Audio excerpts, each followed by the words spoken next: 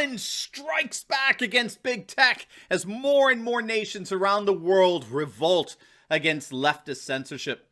In this video, we're going to take a look at the latest measures that the nation of Poland is taking to punish the censorship practices of big tech oligarchs, how they're leading the way for more and more nations to effectively clamp down on online censorship, and why this worldwide backlash against big tech is only just beginning. You're not going to want to miss this. Greetings, everyone. Dr. Steve here with you. Wonderful to be with you. As always, we're here to give you each and every single day conservative hope in the midst of these turbulent and trying times, helping you think better so you can feel better. So if you haven't already done so, you know what to do. Make sure to smack that bell and subscribe button. We would love to have you as a regular part of this channel. And, you know, we've been celebrating all week the return of Parler. That's right, Parler is back, and so are our 60,000 subscribers there. It's wonderful to be back with everyone over there. And so for you Parler fans, make sure to click on the link below and subscribe to my Parler channel, and let's together support the return of this wonderful alt-tech site. Now, before we dive into things here, let me ask you, are you tired of deciding what to eat every night and cooking at the end of the long day and all the meal prep involved with it?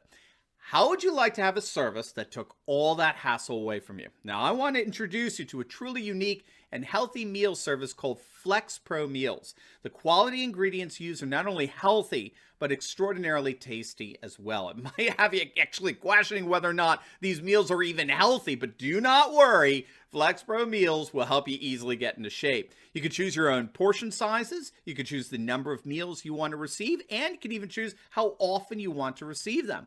With Flex Pro Meals, you get high quality meals delivered fast to your doorstep, and it helps save a ton of time with a busy schedule. So just click on that link below and use the code Turley20 for 20% off your first delivery. You're going to love it, but it is a limited time offer. So make sure to click on that link below and save 20% off your first delivery today.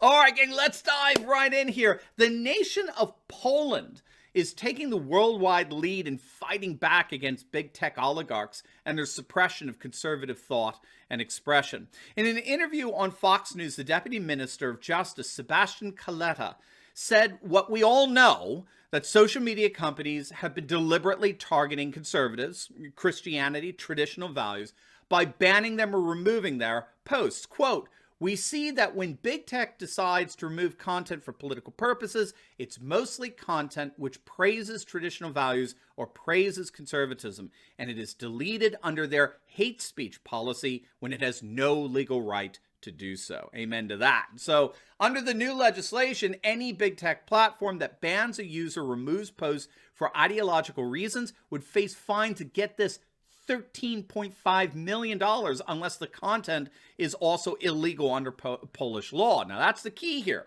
This is a theme that keeps popping up in nations around the world. If the speech is not illegal here in our nation, then it cannot be banned on Facebook or Twitter or YouTube. Big tech oligarchs are not allowed to dictate to a nation's citizens what does and does not constitute free speech or appropriate postings. Now, I've used this example before, but it really was enlightening for me. I was on a conservative talk radio show relatively recently, and the host pointed out to me that his radio station, being a terrestrial station, is regulated by the FCC, the Federal Communications Commission. In order for you to be able to broadcast, obviously, your program, your television or radio in the United States, you have to comply with FCC standards, which, of course, this radio program that I was on certainly does. However, as the host informed me, Facebook will not allow him to live stream his radio broadcasts. They have effectively banned him, even though he's in full compliance with FCC standards.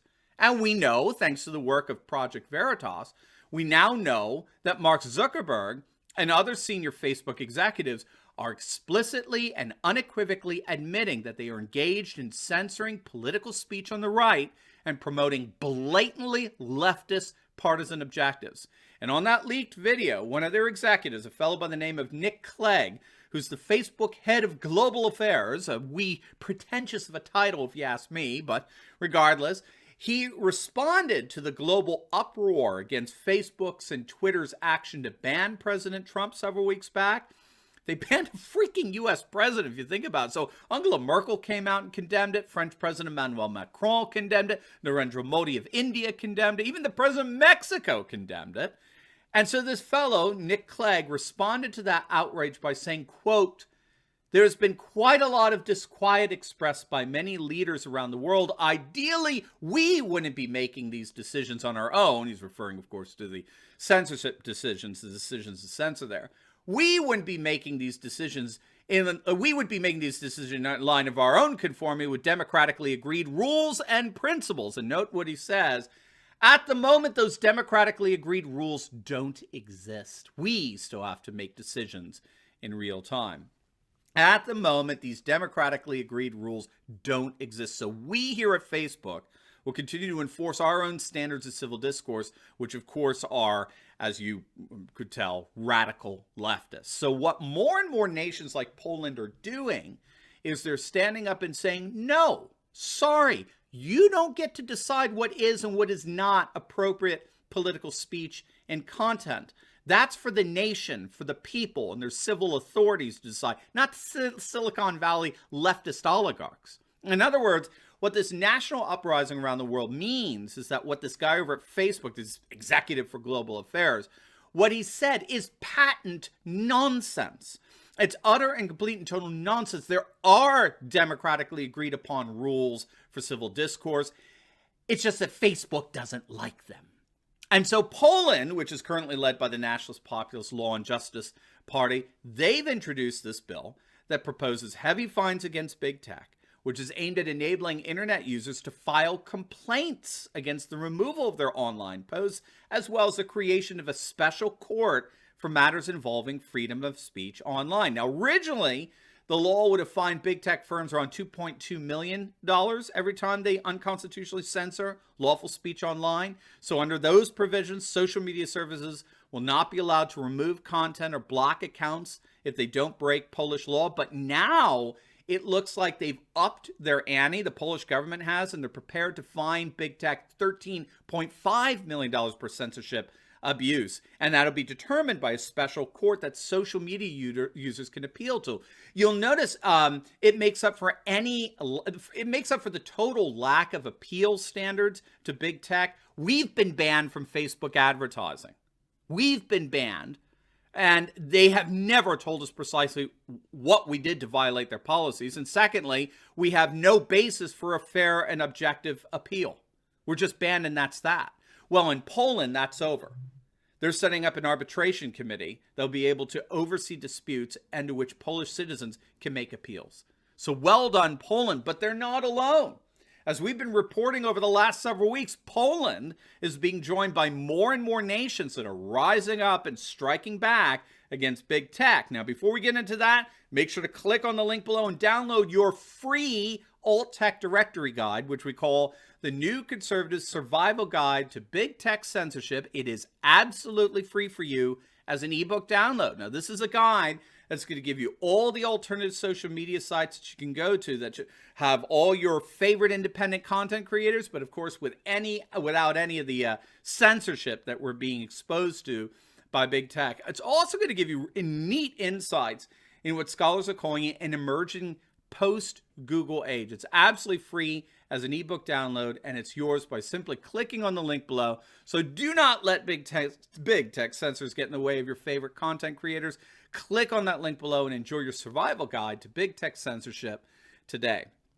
All right, so Poland is just one of a number of nations striking back against big tech. You know, Russian President Vladimir Putin, in a virtual meeting with the World Economic Forum, Putin actually warned that big tech monopolies were in the process of taking power that could indeed allow them to supersede the very power of nation states. And that's because big tech policies are becoming a direct threat to national sovereignty and the rule of law. In other words, sovereign nations have their own laws that define what is and what is not acceptable speech, and big tech can feel free to come on in and serve their citizens. But more and more nations are saying, you had better respect our laws.